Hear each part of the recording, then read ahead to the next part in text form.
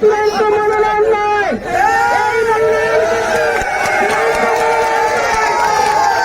আমরা দেখব জনগণ কার পক্ষে আছে। এখনো 2 মাস বাকি আপনার নমিনেশন পেপার সাবমিট করার জন্য। অতএব কেন্দ্রীয় নেতৃবৃন্দ বলেছেন জনগণ কার সাথে আছে আমরা তাকেই নমিনেশন দেব। যে নমিনেশন দেওয়া যাকে নমিনেশন দেওয়া হয়েছে আপনারা শুনেছেন। এই লোককে আপনারা 24-25 বছর ধরে বান্দারিয়া দেখেছেন।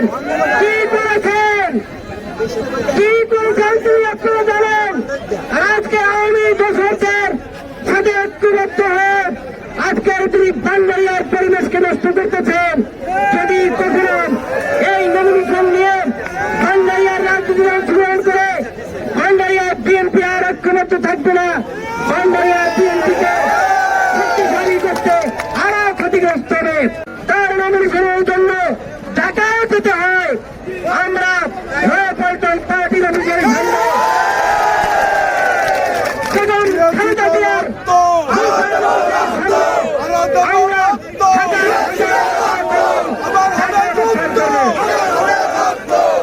আমার নেতা মাহমুদ হোসেন বলেছেন আমরা সহনশীলতার মধ্যে রাজনীতি করতে চাই।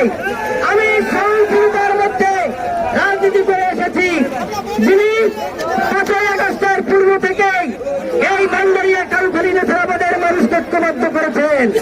হাজার হাজার নেতা কর্মী জেলে ছিলেন, হাজার হাজার বিএনপির পরিবার দেশান্তরী ছিল, সকলের পাশে দাঁড়িয়েছিলেন। আপনারা জানেন তখন এইসব ভুলফোর নেতারা কোথায় ছিলেন? এইসব ভুলফোর নেতারা তখন ছিল না। কার পাশে কি দাঁড়িয়েছিল জানেন? আর আজকে নমিনেশন নিয়ে আপনাদের ভোট দেবে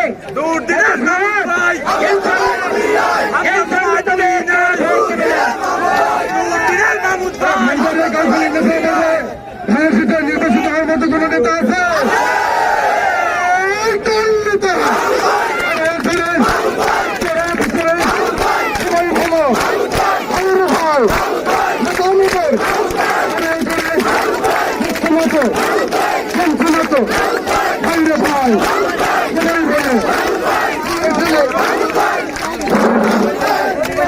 ছাত্র বন্ধুগণ, আমি একটু কথা বলে আমি বক্তব্য শেষ করবো। ইনশাআল্লাহ বান্দারিয়া কালখালী নেতারাবাদের মাহমুদ সাহেবের নেতৃত্বে যদি ঐক্যবদ্ধ হয় অন্য কোন ভুল নেতা এই বান্দারিয়ার মাটিতে আসতে পারবে না।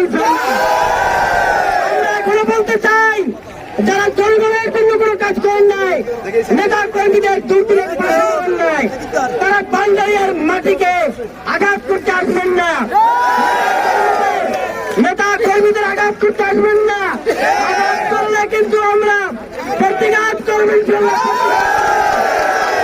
আমরা এখনো বলে দিতে চাই, অনেকে আমাদের নেতা কর্মীরা অনেকে বলে ফেসবুকে আমাদের হুমকি দেয়। আরে বারা ফেসবুকে হুমকি দেয় না,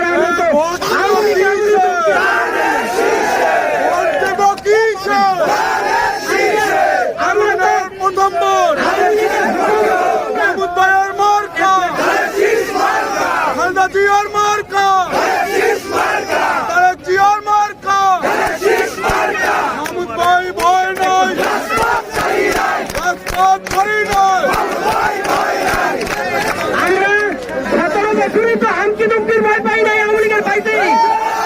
আমরা এই মাঠে ছিলাম না, তা আমাদেরকে কর্তৃপক্ষ কি ভয় দেখাইবে?